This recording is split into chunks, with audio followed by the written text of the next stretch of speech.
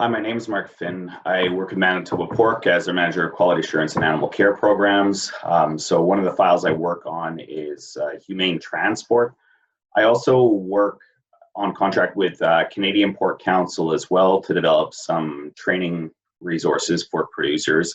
And humane transport was one of the topics, I guess, in those training resources that we developed. And so recently I've been working quite a bit on humane transport or whatever, and understanding some of the changes that have occurred to it. There was a major amendment that occurred to the humane transport regulations, or the health of animals regulations, back in February. And so the presentation I'm going to give to you today is to go over what those major changes are from what they were in the previous regulations. Just to give you an overview of what I'll cover today, some of the major changes that occurred with the transport durations. There's a change regarding barn ramps. Also changes to the definitions of what compromised and unfit pigs are and how you need to handle compromised pigs in transport. Another thing as well is assessing risk factors, and so that's before you transport pigs, understanding the journey that you're going on and the condition of the pigs and that sort of thing, and understanding and assessing all the risks that could potentially put their welfare at jeopardy. Also a contingency plan. There's a requirement now to have a contingency plan in case something goes wrong during transport. In addition, we have an expectation to monitor the pigs in transit as well to make sure that they're coping with the journey that they're on. There's some requirements on training and general competency for animal transport. And the last thing is to talk about some of the documentation that's required for moving pigs around. So I'll get started. The first thing is transport duration. So just to start off, transport durations, I guess the duration that we're talking about here is actually measured in a different way than how it was measured before. So now transport durations are measured by the time that the pigs are off feed, water, and rest. So previously it might have been considered the time when the first pig was loaded and the last pig was unloaded at the destination, but now it's really dependent on when they have access to feed, water, and rest. And so typically that transport duration time begins when feed is removed from the pigs, because that typically happens first out of those three things. And then the end of this transport duration typically occurs either when the pigs arrive at their destination and they get access to feed, water, and rest, or if they're going to slaughter, if they're not getting feed at the plant, then the time would end when the pigs are actually slaughtered. Just to mention, when we talk about rest, the expectation is the animals are able to rest for 8+ hours without being handled or moved for the sake of transport, as in they're in a pen by themselves sort of thing, and have the opportunity to rest for 8+ hours. If they don't rest for, or don't have the time for 8+ hours, say they're given 5 hours or something like that, then they don't actually consider that a rest period. And so the transport duration would have continued throughout that 5 hours and onwards. So that might play a factor when you start looking at assembly yard movements. So after, I guess, defining the transport duration by the feed, water, and rest intervals, when it comes to healthy and fit pigs, the maximum time that they're allowed to be off feed, water, and rest is 28 hours, which kind of aligns with the US regulations for healthy, fit pigs. Now, when it comes to compromised pigs, there's a shorter time period that they're allowed, and so those compromised pigs can't be off feed, of water, and rest for longer than 12 hours. So this will give you a little bit of an example. This is an example if you're shipping from one farm to another, for example. So we show here feed is the first thing that's removed from the pigs, and then the pigs are loaded. So that's when they go without rest and without water. And then during that time in transport, they're rev at the other farm. And then when the last pig is unloaded, all the pigs would be considered to have been given feed, water, and rest if they're provided at that point. Now, that total time period here, if you look at this, is that time period basically that they're off feed, and that cannot exceed 28 hours for healthy, fit pigs. Again, for compromised pigs, that's only 12 hours. Another example would be an assembly yard movement. Say cull sows going to an assembly yard and then being shipped on to a slaughter plant, I'll say in Canada for ease. Same thing goes here, is that first part of the journey to the assembly yard cannot exceed 28 hours for those fit, healthy pigs, generally starting when they are taking off feed. When they get to assembly yard, they would have to rest for 8 hours and be provided feed and water during that time to do a reset of that clock. Once again, if they're not provided 8 hours, then we would consider the transport duration to have continued. So they would have never been provided with the feed, water, rest interval that they needed. But after they've provided that 8 or more hours, then they can go on for another 28-hour, time period until they receive feed, water, and rest again. And so in this example, it shows them arriving at their destination. That's when we consider them to be receiving rest and water while they're in lairage, for example. Maybe they're not provided feed because they're at a slaughter plant, and then when they get slaughtered, that would be the time when the feed, water, rest interval ends. And so that's the 28 hours that is required through our regulations. On the topic of barn ramps, there's a new regulation for barn ramps that says any of the ramps that are external from the trailer, so not in the trailer, but external from the trailer that are used to load or unload pigs from a trailer or onto a trailer cannot be steeper than 20 degrees.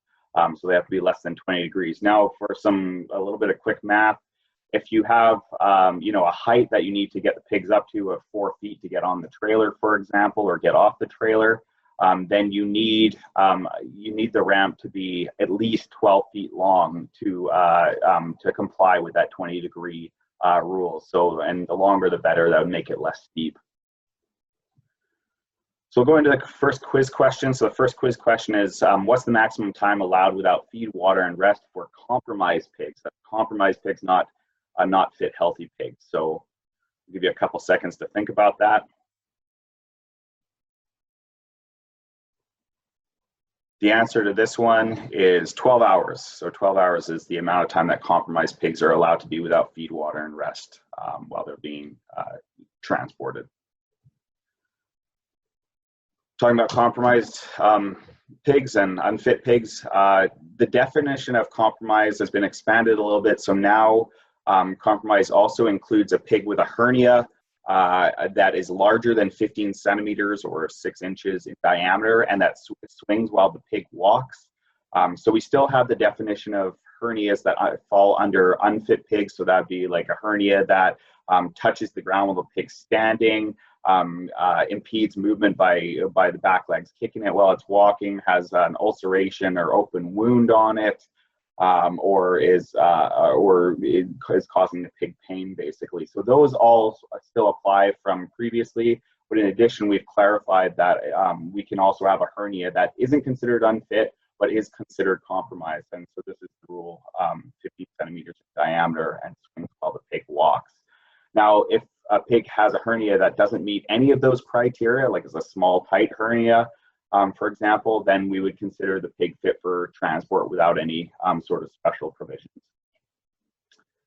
The definition of unfit has expanded more. We've included more things in it. So now the definition of unfit includes sows that have farrowed in the last 48 hours, sows that have a severe rectal or vaginal prolapse. And to go into that a little bit, previously rectal and vaginal prolapses were considered compromised or would cause the animal to be considered compromised. Now they've differentiated that into severe and minor rectal and vaginal prolapses. And so a minor one basically would be considered one that is fresh, like it just happened. There's no damage to the tissue that's protruding from the body. Likely it could probably be go back into the body sort of thing. No damage, no dead tissue, nothing like that. Or a minor one could also be one that you've actually repaired by putting a tube in there or whatever, or turn it open so the animal is able to urinate and defecate. So that would be considered a minor prolapse, and then that would actually be considered a compromised animal still. But this is, but a severe rectal or vaginal prolapse is one where there has been damage to the tissue, or it's like an old prolapse. There's some deadening of tissue. It looks like, it looks bad, basically. Like it looks like it's been moved further along in the process so that it's got some damage to it and it's, dying tissue, that sort of stuff. we would consider that a severe prolapse. Generally, if it's, you know, more than maybe a day or two old, then we would start thinking it's a severe prolapse, and it's better to err on the side of caution and not ship those animals at all, even if you're to ship it like a compromise. So, basically on that side of things too, I'll just mention, like, if there's any form of prolapse that you see there, it's going to be at least a compromised animal, so at least have to be shipped with special provisions. But there's a good chance it would also be unfit, like I said, if it's severe. If there's a uterine prolapse, that's an unfit immediately, and you would know if you saw that. So, the next thing that qualifies as unfit is an animal that has labored breathing, so it has like really noisy breathing. It seems like they're struggling with breathing. That would be considered an unfit animal, as well as those that are showing signs of dehydration or hyperthermia, like heat stress, or hypothermia, like cold stress. Those would be considered unfit.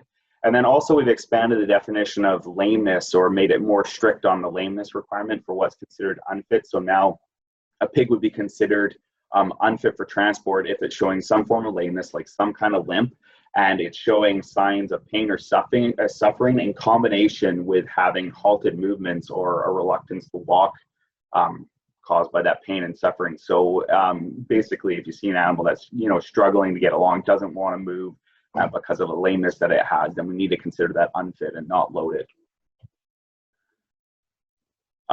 So I mentioned about special provisions or special measures for transporting a compromised pig. This is the list of them. So if it's a compromised pig, it cannot be loaded to be shipped to an assembly or sales yard.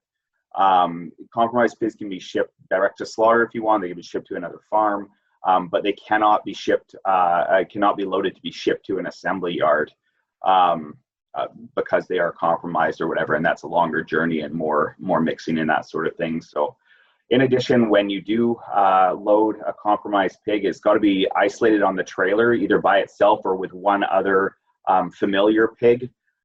So maximum of 2 pigs in a compromised pig compartment, if that makes sense. It also needs to be loaded and unloaded individually without having to use any of the ramps inside the trailer. So you can't have it move up the ramp. So basically you're loading it at the back of the trailer last thing and unloading it first sort of thing. It's got to be shipped to the nearest suitable place. So that one's a bit of an interesting one. Basically, like if you're shipping it locally to slaughter, to a slaughter plant that you usually go to or something like that, and it's not gonna put the pig at harm to transport it to that destination, more so than if you transported it to one that was slightly closer, then that's okay. The idea is that we want the pig to get to the destination in as good of a condition as it was loaded onto the trailer, and so there needs to be special measures put in place just to make sure that it can safely get to that destination without suffering. And so that's the idea there. Again, that place that we're talking about can't be longer than 12 hours. That's an absolute time limit. So that's 12 hours without feed, water, and rest. And so I don't know, basically you gotta assess whether that animal is able to make the journey that you're intending it to go on, and it should be a local journey and direct to slaughter or to the other farm if there's a chance of recovery or something. In addition, like, there's an expectation that you put additional measures in place as well to protect the pig's well-being. Some examples of those are extra bedding, if that'll help get it to its destination safely, as well as loading it last and unloading it first. Can also, help to make sure it's makes it through the whole transport continuum safely.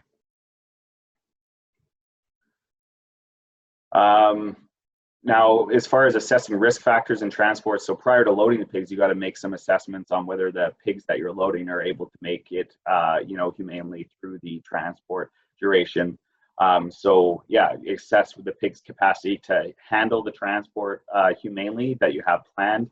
And you got to think of the things that could impact the well-being of those pigs in transit. So the condition of the pigs, like, if they had pre-existing conditions or that sort of thing, or like how they look right now, anything they might have that might, put them, make them a bit more, let's say they could be compromised pigs or something like that. So the condition of the pigs, you got to look at the expected trip duration, like how long is the trip, If you expect any delays like plant delays or traffic, that sort of stuff that could put them at risk.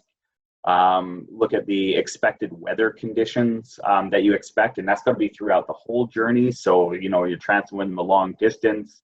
You got to make sure that you're planning for the weather throughout the whole journey, and not just where you're loading the pigs.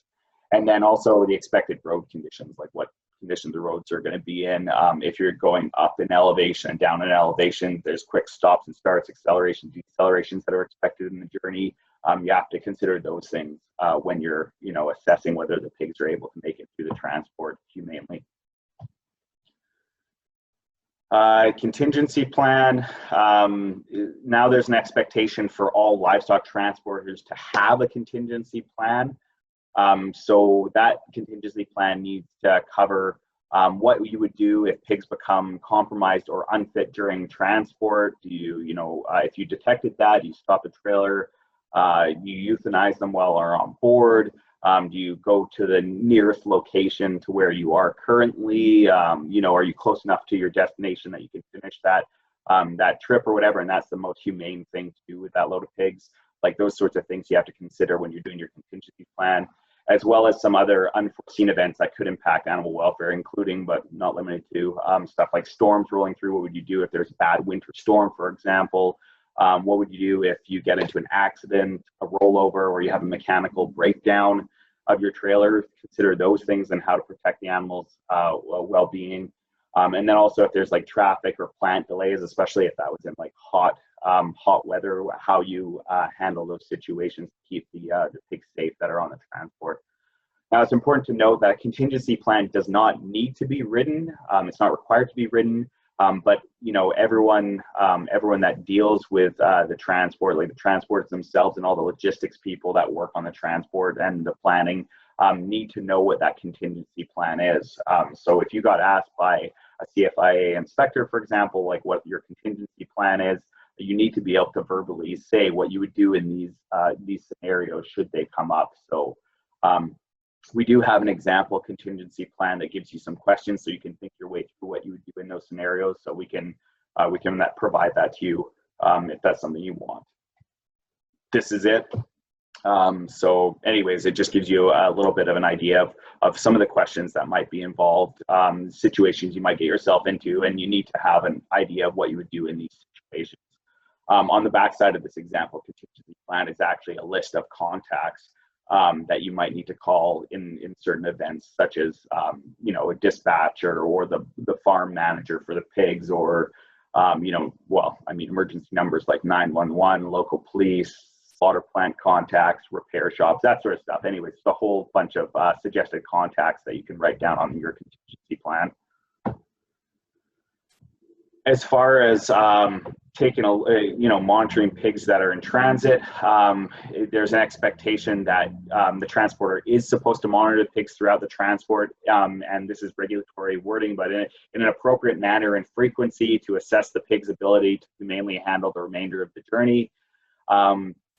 Basically, that means like you got to check your pigs in transit often enough to ensure that or that makes sense for maintaining their welfare. And so for a fit, healthy load, like if you're in Manitoba, we transport most of our slaughter pigs are within 4 hours of the farm, and so there isn't really much of an expectation, unless you notice something unusual with the load, like weird movements and stuff. There isn't really much of an expectation to check on the pigs during transport, because it's such a short transport duration. But I mean, if you're going a longer distance, say you're going 12 hours or something like that, then it might make sense to actually check on those pigs maybe twice during transport or something like that to ensure that they're coping well.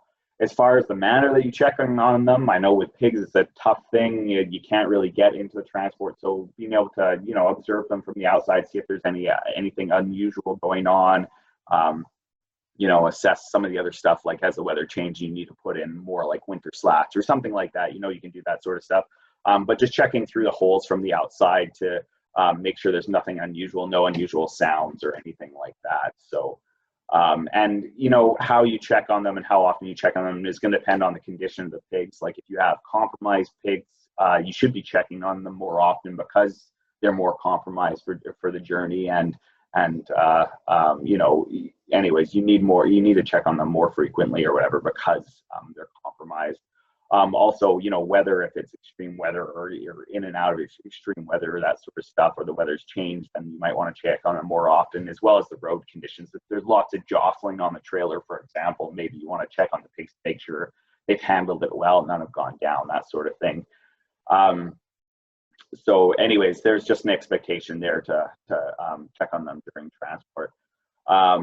Of course, if you don't notice anything, if you don't notice any like compromised or unfit pigs or something, you won't do anything. But if you do detect them during those checks, then there's an expectation to implement your contingency plan, which might be, like I said, it could be finishing your journey if it's a short journey, maybe to the destination, and that's the best thing to do. Or it could be, if you have the ability to euthanize them on board, it could be that, or it could be rerouting to somewhere else where you're able to, say, euthanize an unfit pig or something, considering the whole welfare of the entire load. So, but the expectation is, if something unforeseen does occur when you check on your pigs, that you actually implement your contingency plan to make sure you're minimizing, you know, overall animal pain and suffering.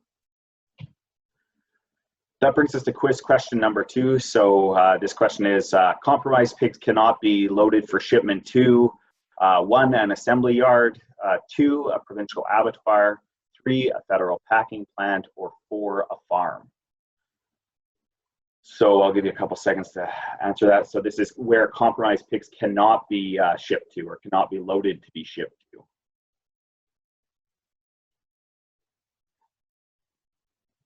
So I'm sure you all got this right. The answer is an assembly yard. You cannot load compromised pigs to be shipped to an assembly yard. As I kind of mentioned before, I mean, it doesn't happen very often, but you could actually ship them to another farm. The regulation doesn't stipulate that you're not allowed to do that. But yeah, you cannot ship them to an assembly yard. Touch on training and competency. Obviously, everyone that's involved in livestock transport, like especially the transports, have to be competent at the job of doing livestock transport, so that they can comply with the regulations. But it also applies to those people that are doing logistics and the planning of livestock transport too. They have to be you know, competent in the role that they have, and understand the regulations and how they apply, and plan the journey appropriately to comply with the regulations and maintain animal well-being.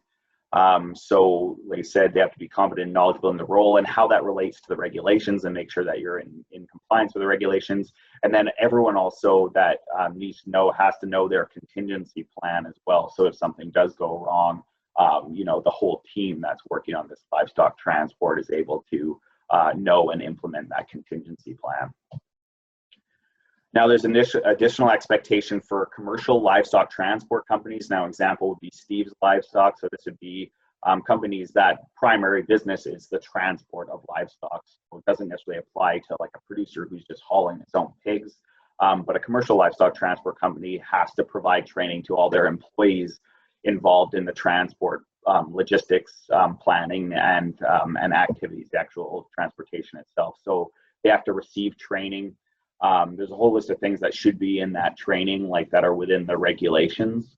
But basically, those companies need to be able to prove that they provided that training and provided adequate training to their staff that are involved in logistics and transportation. And so I mean, there's not a specific way that needs to be proven. It doesn't say that it necessarily needs to be recorded. However, the proof generally is usually some form of written documentation, either the training presentation you give to all your employees, training records for individual employees, you know, manual, like, you know, a manual of information you need to know about the transport and that sort of stuff. Like there needs to be some proof that those commercial livestock transport companies provide to show that they're actually providing adequate training to all their employees. As far as movement documents go, now this is a big one, which I think there's been a lot of confusion caused about, but I'm just going to touch on what's actually required in the regulation. So every shipment of pigs or livestock on a public road now requires a movement document, and that document whether it's on paper or electronic, needs to be accessible to the transporter during the transport. So if someone asks for it during transport, they're able to access it and show it. Now, previously, the federal regulations didn't require this document for movements within a province. However, in Manitoba, the Manitoba regulations did actually require like a bill of lading or something like that. But now the federal regulations require a movement document within a province as well. So every shipment of pigs on a public road require a movement document regardless. And like I said, it needs to be accessible during transport. Now, the regulations require a number of things. They're listed here on that movement document. It needs to have the name of the shipper, the company farm shipping the pigs, the transporter, the receiver, the company or name of the people receiving, and where those places are, addresses for each of those. Also, you need to have the identification of the trailer, usually a license plate. The document also needs to have the amount of floor space that's available to the pigs on the trailer. Needs to be written down, and that's to make sure that we're complying with, stocking density requirements on the trailer. Then there's also expectation to write down when and where the trailer was last cleaned and disinfected. And obviously when and where the pigs were loaded. So that's a time and date and place where the pigs were loaded. And then a description, a number of the pigs, a description of the pigs, and a weight of the pigs that were loaded as well needs to be written on there. And in addition, to make sure we're compliant, I guess, with the feed, water, rest expectations, you also have to write down when and where the pigs were last fed, watered, and rested. So that's a date, time, and place that the pigs were last fed, watered, and rested needs to be on that document. So these are all legal, regulatory requirements that need to be on every movement document that we have for every shipment of pigs on public roads. In addition, like during transport, if you say you need to provide feed, water, and rest, it's in a very long transport, maybe a 36-hour transport or something like that, and you need to provide feed, water, rest, you could provide that on board the trailer if you want, as long as you're able to provide those requirements on the trailer, and you should look into the regulations to get further information on that. But if you're able to do something like that, you need to write down the date, time, and place where the pigs received that feed, water, and rest during the transit, if that applies. And then also for all movements, when you arrive at your destination, you got to write down the date, time, and place when the pigs arrived at the destination, right? In addition, so that's for all movements, all that stuff applies to. Now, in addition, there's additional requirements for shipments that are going to assembly yards or slaughter plants. So those additional requirements for shipments to assembly yards and slaughter plants are that the transporter needs to provide a written notice. We call it a transfer of care to the receiver of the pigs. And so that needs to include the condition of the pigs on arrival.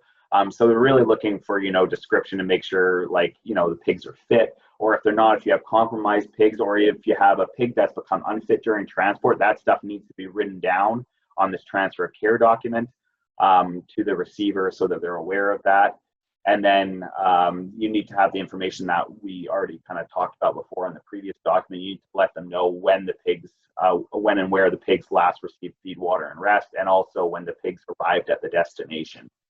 So that needs to be provided in transfer of care. Now, this is really important. The responsibility and the care of the pigs isn't considered to have been transferred to the receiver until the receiver has provided written confirmation to the transporter that they've received the pigs. And so, the transporter needs to let the receiver know, hey, all these things, the condition of the pigs, when they were last feed, water, rest, when they arrived at the destination, the transporter provides that to the receiver, but that doesn't count as having transferred the responsibility over onto the receiver yet. The receiver has to acknowledge that they've received that information and that they've accepted the pigs, basically. So generally, in most transports, the receiver is there, receiving the pigs at the time or whatever, and they can just sign off on a document showing that they've received them. But if there was a situation where the receiver wasn't there and you're going to unload the pigs or something like that into a receiving pen, the receiver has to let you know that they've actually acknowledged that they've received the animals at their facility before the responsibility is out of the transporter's hands. So the animals can't be left behind without any sort of oversight of care. So again, I'll just reiterate that transfer of responsibility or care doesn't occur until the receiver provides written acknowledgement to the transporter that they've accepted the pigs. Now, what we've done is this is an example of a swine movement document. This example built in all of the regulatory requirements, as well as our program requirements for CQA and pig safe pig care and ractopamine free. We built it all into a one-page document so that they're all in one place. So this could be used, but I do need to emphasize this is just an example. This specific one doesn't need to be used, but it gives you an it lets you see the whole overview of everything that's kind of required, both in the regulations as well as our main pork program, quality assurance programs. Anyways, it's here. So this is an example. We have a section we complete by the shipper. We have a section here that the transporter can fill out. Anyone can fill, the shipper can fill this out too, or whatever, most of it except for like signatures. But and then also a section for the receiver to fill out, and this this applies mostly for those animals that are going to like slaughter and assembly yards. But anyways, this swine movement document, that information, like I said before, needs to be available in transport, and then also when we get there. Just a note for written documentation, CFIA recommends that you hold on to written documentation, and that would include the producer, the transporter, and the receiver for at least 2 years in case there's a regulatory inspection that occurs or something. That's the best practice. Just a note before I go on too, we're looking into a way of creating like an e-manifest platform so that we can do this stuff electronically. I understand there's a lot of redundancy between different documents, and you might have to fill out the same pieces of information on 2 different documents. So we're looking at creating an e-manifest platform so that you only have to fill in each piece of information once, and then we can just kind of push it into the template document that you need during transport, or that your receiver needs, or something like that. So it is something we're looking into. Okay, so I'll go on to the last quiz question. The last quiz question says, when does the responsibility of care for the pig shift from a transporter to a slaughter plant receiver? Is it 1, when the transport is planned, 2, when the truck arrives at the slaughter plant, 3, when the transporter notifies the receiver of delivery, or 4, when the receiver acknowledges the delivery through written confirmation? So I'll give you a couple seconds to think about that. I think I emphasized this enough, and most of you, I'm sure, got the answer right. The answer is when the receiver acknowledges the delivery through written confirmation. That's when the responsibility shifts from the transporter to the receiver. Just to let you know, I mentioned at the start of the webinar that I'm working with Canadian Pork Council on developing some training resources or informational resources. These are some examples of fact sheets that we have developed for pork producers and transporters across the country. So you can access those. I'll give you the website in a second. Also of note, we also have a fitness for transport poster with photos of unfit and compromised pigs. Those are available through the provincial pork offices. So you can, if you're from Manitoba, you can call Manitoba Pork to get access to that. And there'll be other resources that come available too, but this gives you an example of those resources. You can find the resources here. I'll pause on this slide for a second so that you can write that down or check it out, but all the resources I showed there are available up on this website. Again, if you want that fitness for transport poster, you'll have to call the provincial pork offices to get your hands on that. And with that, that's the end of my presentation. If you do have questions, if you're from Manitoba and have questions, you can call me here or contact that email address. If you're from another province, feel free to contact your own provincial pork office because they're aware of these regulatory changes too.